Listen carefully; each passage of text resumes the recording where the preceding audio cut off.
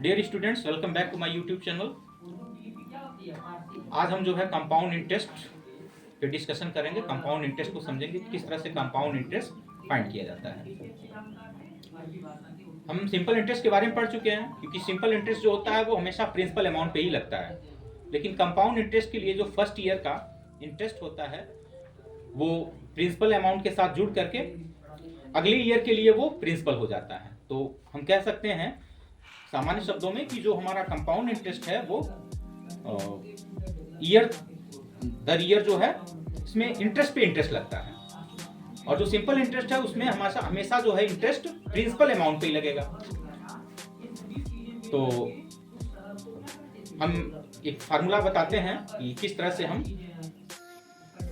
Amount find करने हैं। अगर हमारा प्रिंसिपल P हो और rate of interest 8% per annum हो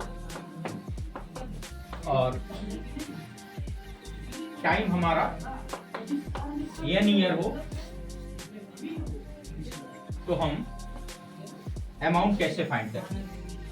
तो अमाउंट हमारा है, amount is equal to principal in bracket 1 plus rate of interest upon 100 to the power time RN। इस फार्मूले से हम अमाउंट फाइंड कर सकते हैं। और हमारा कंपाउंड इंटरेस्ट होगा, उसका फार्मूला होगा amount minus principal. Amount find करने के बाद से उसमें से हम प्रिंसिपल को घटा देंगे तो हमारा कंपाउंड इंटरेस्ट पता चल जाएगा। अब हम compound interest different units of time के लिए कैसे फाइंड करेंगे? यहाँ पे हमारा जो टाइम है वो ईयर्स में है, n ईयर है, और हमारा जो रेट ऑफ इंटरेस्ट है वो 8% पर एनम है। ब्याज की दर हमारी 8% पर एनम है। लेकिन अगर टाइम का जो यूनिट हो वो अलग अलग हो, तब उस केसेस में हम क्या करेंगे? सपोज अगर हमारा प्रिंसिपल अमाउंट है ₹P, हमारा जो रेट ऑफ इंटरेस्ट है वो 8% पर एनम है, और हमारा जो टाइम है वो n ईयर है। अब हमें ब्याज की जो गणना करनी है, कंपाउंड इंटरेस्ट की जो गणना करनी है वो हाफ ईयरली करनी है। Understand? If interest is calculated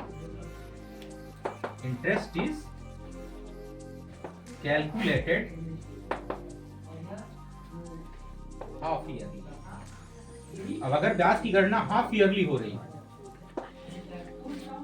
तो हमें कुछ मॉडिफिकेशन इसमें करना होगा। हमारा प्रिंसिपल अमाउंट तो P ही रहेगा। अगर हाफ इंटरेस्ट की गणना हाफ ईयरली हो रही हो तो हम जो हमारा जो रेट ऑफ इंटरेस्ट है वो 8% पर एनम है, और हाफ ईयरली अगर हम रेट ऑफ इंटरेस्ट को कन्वर्ट करेंगे तो हम रेट ऑफ इंटरेस्ट को 2 से डिवाइड करेंगे। ये R/2% पर हाफ ईयरली हो जाएगा। रेट ऑफ इंटरेस्ट को 2 से डिवाइड करेंगे, हाफ ईयरली में कन्वर्ट हो जाएगा। और टाइम जो है, टाइम हमारा जो है वो n ईयर है, तो अगर ईयर्स को हमें हाफ ईयर में कन्वर्ट करना हो तो हम इसमें 2 का मल्टीप्लाई करेंगे, यानी 2n हाफ ईयर हो जाएगा। और ये सारा मॉडिफिकेशंस करने के बाद से हम इस फार्मूले को यूज कर लेंगे। अब यहाँ पे प्रिंसिपल तो P ही रहेगा, रेट ऑफ इंटरेस्ट हम यहाँ पे R/2 रखेंगे, और n जो टाइम है हम उसको 2n कर देंगे।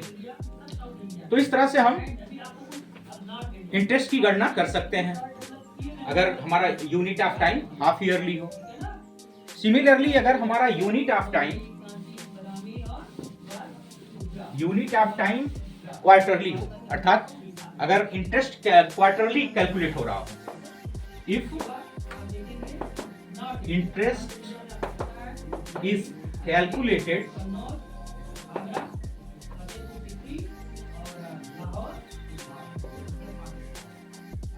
पर क्वार्टरली,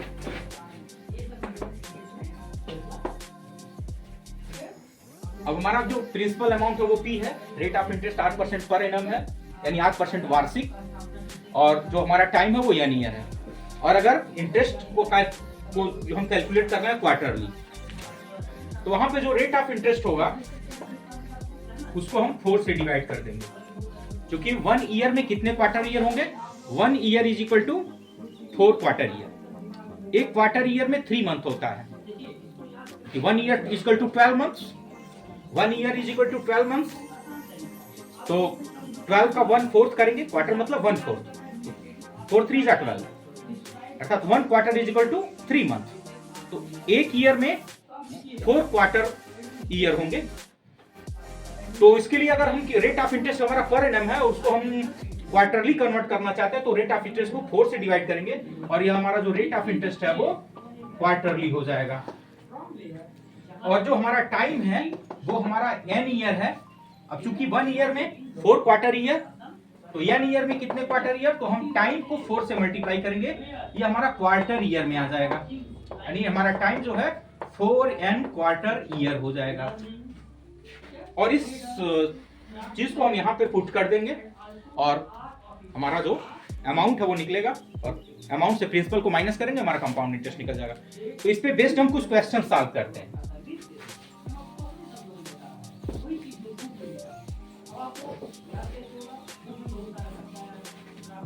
कंपाउंड इंटरेस्ट पे बेस्ड हम कुछ क्वेश्चन सॉल्व करते हैं।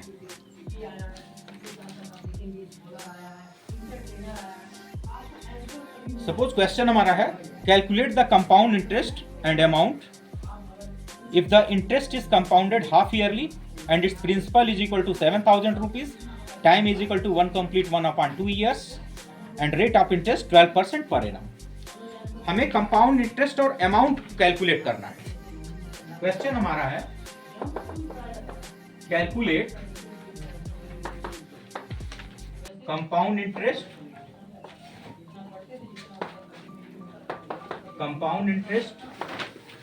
and amount if interest is compounded half yearly. If interest is compounded half year, ब्याज की गणना हाफ ईयरली हो रही है, एंड इट्स प्रिंसिपल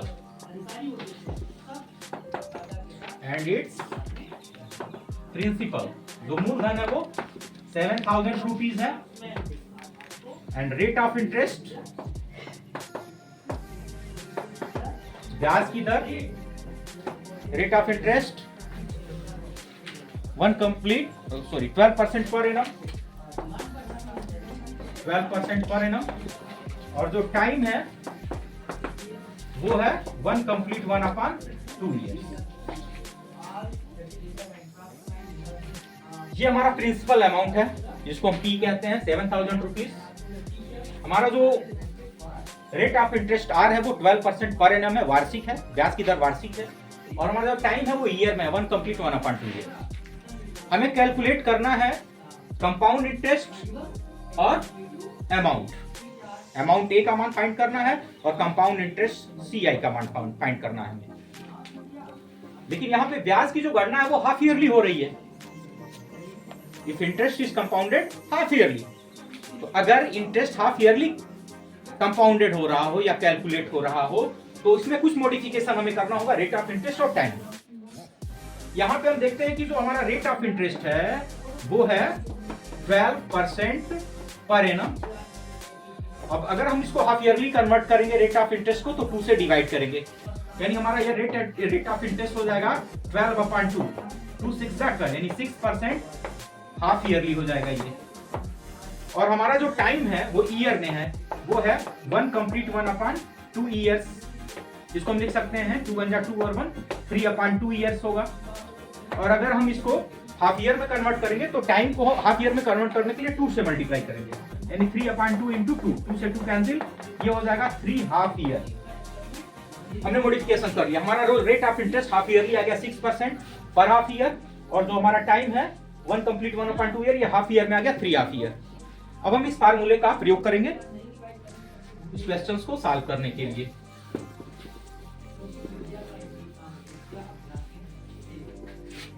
हमारा जो फार्मूला है, amount is equal to principal 1 plus rate upon 100 to the power n।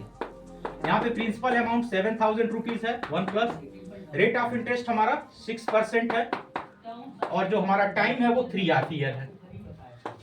बड़ी इजीली हम इसको फाइंड कर सकते हैं। 7,000 इंटू 100 और 1 का मल्टीप्लाई 100 में 6 ऐड करेंगे, 106 अपॉन 100 टू द पावर 3, यानी amount is equal to 7,000 into, अब हम इसमें इसको सिंप्लीफाई कर देते हैं, ये 2 से डिवाइड हो जाएगा, 2 5 जा 10, 2 3 जा 6, और ये 50 हो जाएगा, 52 जा 100, इसको हम लिख सकते हैं 53 अपॉन 50, इस पे पावर 3 है तो इसको 3 बार मल्टीप्लाई करेंगे, 53 अपॉन 50 इंटू 53 अपॉन 50, ये 3 जीरो से कैंसिल हो जाएगा। अब इसको हम लिख सकते हैं amount is equal to 7 into 53 into 53 into 53 upon 5 5 जा 25, 25 में 5 का मल्टीप्लाई करेंगे 125।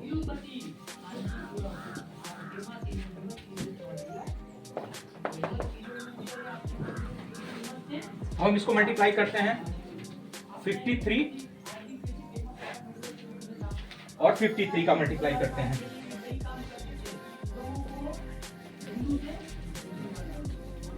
फिफ्टी का मल्टीप्लाई 53 के साथ करते हैं, 3 3 जा 9, 3 5 जा 15, 5 3 जा 15, 5 5 जा 25 और 1 26,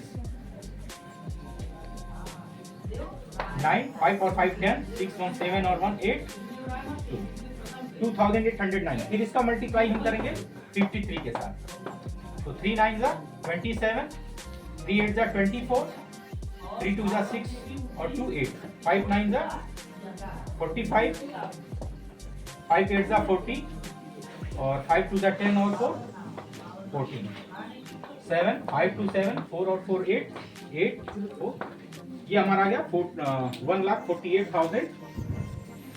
इसको लिख सकते हैं 7 इंटू 1,48,877 अपॉन 125। फिर हम मल्टीप्लाई कर लेते हैं 7 का, तो 7 7 जा 49 को 9 कैरी 4, 7 7 जा 49, 49 और 4 53 को 3 कैरी 5, 7 8 जा 56, 56 और 5 61 को 1 कैरी 6, 7 8 जा 56 और 6 62 को 2 कैरी 6, 7 4 जा 28 और 6 34 को 4 कैरी 3, 7 1 जा 7 और 3 10, और इसको डिवाइड किया जाएगा 125 से।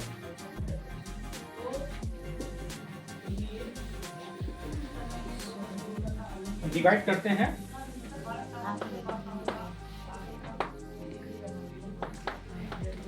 इसको 125 से डिवाइड करते हैं, ये डिवीजन अप्रोक्स 8 टाइम जाएगा, 125 में 8 का मल्टीप्लाई करके चेक करते हैं, 8 5 जा 40, 8 2 जा 16, 4 20 को 0 कैरी 2, 8 1 जा 8 और 2 10, ये 8 टाइम जाएगा, 125 8 जा 1000, 2 से 0 को माइनस करेंगे 2, 4 से 0 को माइनस करेंगे 4, और 0 से 0 को माइनस करेंगे 0, 1 से 1 को माइनस करेंगे 0, फिर ये 1 नीचे लेते हैं। अब ये मैक्सिमम 3 टाइम जाएगा, 3 5 जा 15, 5 कैरी 1, 3 2 जा 6 और 1 7 और 3 1 जा 3, 11 से 5 को माइनस करेंगे 6, यहाँ 11 से 4 को 7 को माइनस करेंगे 4, 3 से 3 को माइनस करेंगे 0, फिर हम इस 3 को नीचे लेते हैं,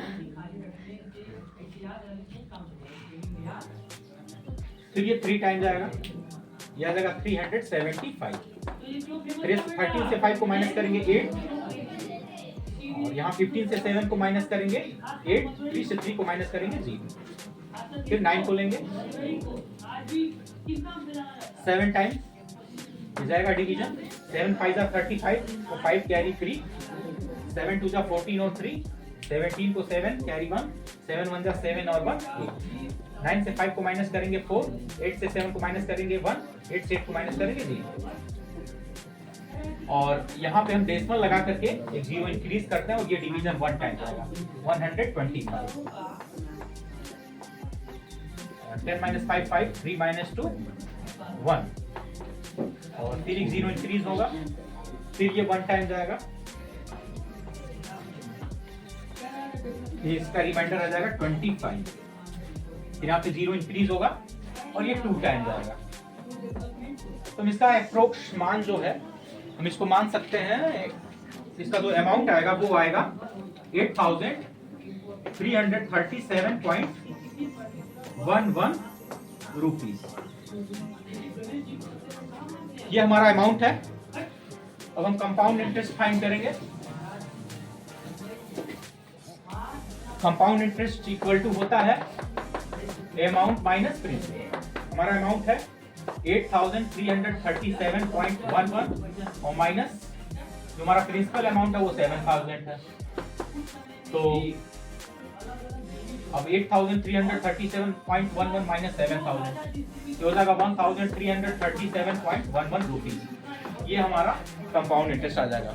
तो thank you for watching my video. Please like and subscribe my channel.